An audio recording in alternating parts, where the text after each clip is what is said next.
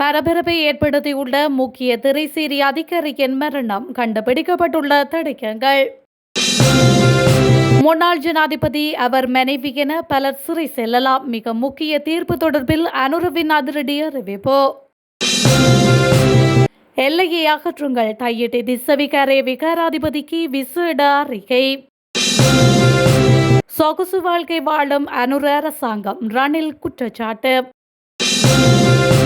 அரசு சேவை ஊழியர்களுக்கு நிரந்தர நியமனம், வெளியான புதிய சுற்று நிருபம்.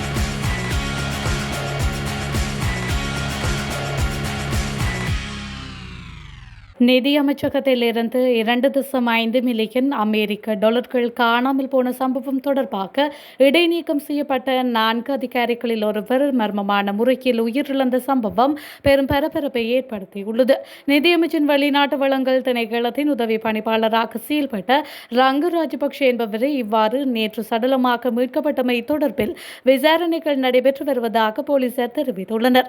குளியாப்பிட்டியவை சேர்ந்த 50 வயதான AM ரங்க நிஷாந்த ராஜபக்ஷவின் உடல் நேற்று பிற்பகல் அவரது வெற்றிலை தோட்டத்தில் கண்டெடுக்கப்பட்டதாகவும் அவர் கால்களில் இரத்த காயங்களுடன் காணப்பட்டதாகவும் போலீசார் தெரிவித்துள்ளனர். இதன்போது அவரது உடல் கிடந்த இடத்திற்கு அருகில் இரத்தக்கரை படிந்த கத்தியொன்றையும் போலீசார் கண்டெடுத்துள்ளனர். திரைசேரியிலிருந்து ஹேக்கர்களால் 2.5 மில்லியன் அமெரிக்க டாலர்கள் திருடப்பட்டமை தொடர்பான விசாரணைகளுக்காக திணைக்களத்தை சேர்ந்த இவர் உட்பட மேலும் 3 அதிகாரிகள் இடைநீக்கம் செய்யப்பட்டுள்ளனர். உயிரிழந்த அதிகாரி தனது பதவிக்காலத்திலும் இடைநீக்கம் செய்யப்பட்ட பின்னரும் தனது வெற்றிலை தோட்டத்தின் செயல்பாடுகளை தொடர்ந்தும் கண்காணித்து வந்துள்ளதாகவும் பணிக்காட்களை அமர்த்தியுள்ளமைக்கும் தெரிய வந்துள்ளதாக போலீசார் கூறுகின்றனர். குறித்த தோட்டத்தில் பணிபுரிந்த சிலர் குறித்த அதிகாரி கால்களில் இரத்த காயங்களுடன் கிடப்பதை கண்ட பின்னர் குடியிருப்பாளர்களுக்கு தகவல் தெரிவித்துள்ளமைக்கும் குறிப்பிடத்தக்கது. இந்த மாதத்தில் மிக முக்கிய நீதிமன்ற தீர்ப்பு கிடைக்க உள்ளதாக ஜனாதிபதி அனுரகுமார திசாநாயக்க தெரிவித்துள்ளார். கடந்த தினங்களில் அந்த வழக்கு தொடர்பான தீர்ப்பு வழங்கப்பட இருந்தது. எனினும் அந்த தீர்ப்பு இந்த மாதத்தில் வழங்கப்படும் என குறிப்பிட்டுள்ளார். நுவரெலியாவில் இடம்பெற்ற மே தின கூட்டத்தில் கலந்து கொண்டு கருத்து தெரிவிக்கும் போது அவர் மேற்கண்டவாறு குறிப்பிட்டுள்ளார். தொடர்ந்தும் தெரிவிக்கையில், வரலாற்றில் முதல் முறையாக இந்த 2026ஆம் ஆண்டு நாட்டில் இதுவரை நடந்த மோசடிகளுடன் தொடர்புடைய ஊழல்வாதிகள், திருடர்கள், மோசடிக்காரர்களை உள்ளிட்ட அதிகளவானவர்கள் சிறை கூடத்திற்கு செல்லும் ஆண்டாக இருக்கும். இந்த மே மாதத்தில் 1000 பேருக்கான விசாரணை நடைபெற உள்ளது. நேற்று ஒரு வழக்கிற்கான தீர்ப்பு வழங்க தீர்மானிக்கப்பட்டிருந்தது. அந்த வழக்கு தீர்ப்பு மே மாதம் வருகின்றது.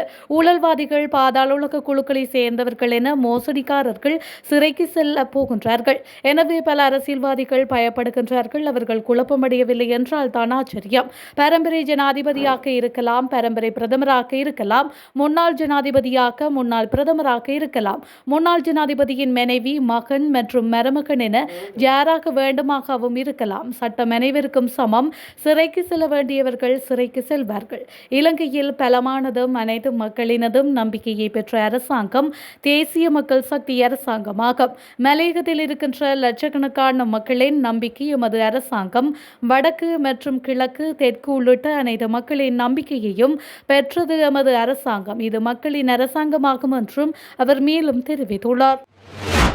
தையிட்டி பவானி வீதியினை தடை செய்து இடப்பட்டுள்ள எல்லையை எதிர்வரும் மே மாதம் 11ஆம் திகதிக்கு முன்னதாக அகற்றுமாறு வலிகாமம் வடக்கு பிரதேச சபை தவிசாளர் சோமசுந்தரம் சுகீர்த்தனாள் தையிட்டி திஸ்ஸவிகாரை விகாராதிபதி ஜிந்தோட்ட நந்தராம தேரருக்கு அறிவுறுத்தப்பட்டுள்ளது.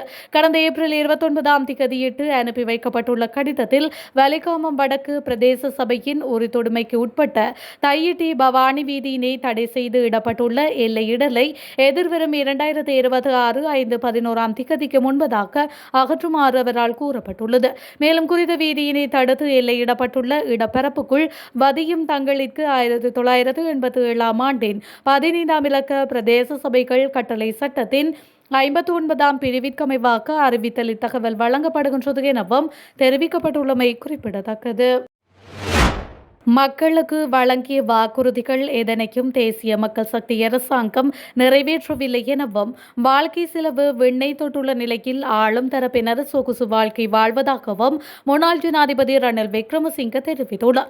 ஐக்கிய மக்கள் சக்தியினால் இன்று மாளிகாவத்தை பி.டி. ஸ்ரீசேன விளையாட்டரங்கில் நடாத்தப்படும் மேதின கூட்டத்திற்கு வாழ்த்து தெரிவித்த ரஞ்சித் மதும பண்டாரவிற்கு ரணில் விக்ரமசிங்க அனுப்பியுள்ள கடிதத்தில் இவ்வாறு குறிப்பிட்டுள்ளார். அந்த கடிதத்தில் நிலக்கரி மோசடி மற்றும் மத்திய திரைசேரியிலிருந்து 2.5 மில்லியன் அமெரிக்க டாலர்கள் திருடப்பட்டியமை ஆகியவை அண்மைய காலத்தின் பாரிய ஊழல்கள்.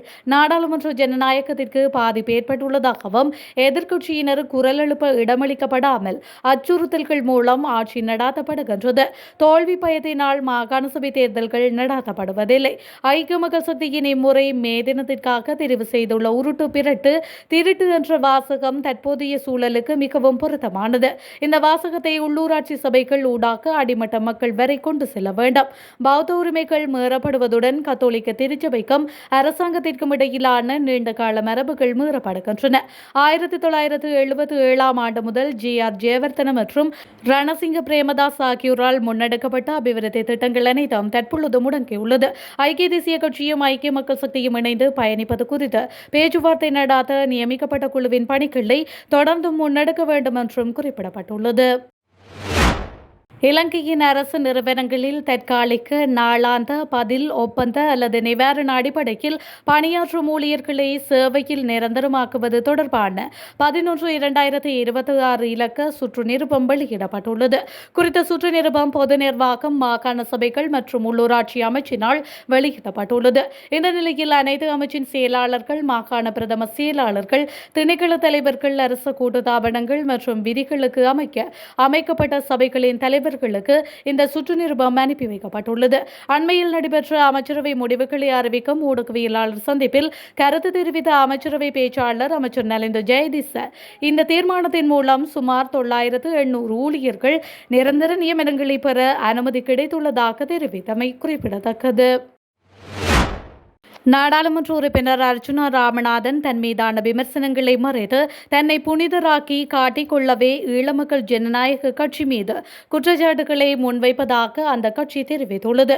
யாழ் ஊடக மையத்தில் நடைபெற்ற ஊடக சந்திப்பில் கலந்து கொண்டு கருத்து வெளியிட்ட ஏபிடிபி ஊடக செயலாளர் ஸ்ரீகாந்த் பன்னீர்செல்வம் மற்றும் மானிப்பாய் பிரதேச அமைப்பாளர் வெளிச்சோர் ஆண்டன் ஜான்சன் ஆகியோர் இதனை தெரிவித்துள்ளனர். இதன்போது அவர்கள் கருத்து தெரிவிக்கையில் அர்ச்சுனாவுடன் காணி தகராறில் ஈடுபட்டுள்ளவர்களுக்கும் தமது கட்சிக்கும் எவ்வித தொடர்பும் இல்லை. தன்னை தியாகிகளாக்குவதற்கும் யாரெல்லாம் விரும்புகின்றார்களோ அவர்கள் கையில் எடுக்கின்ற இலக்கு வழிமுறைதான் ஏபிடிபிக்கு எதிரான விமர்சனங்களே நீண்ட வரலாறாக இருக்கின்றது. அந்த அடிப்படையிலேயே நாடாளுமன்ற உறுப்பினர் அர்ச்சுனா ராமநாதனும் 2023 ஆண்டு எமது செயலாளர் நாயகத்துடனான உரையாடலின் ஒரு பகுதியை வெளியிட்டிருந்தார் என்றும் அதில் குறிப்பிடப்பட்டுள்ளது.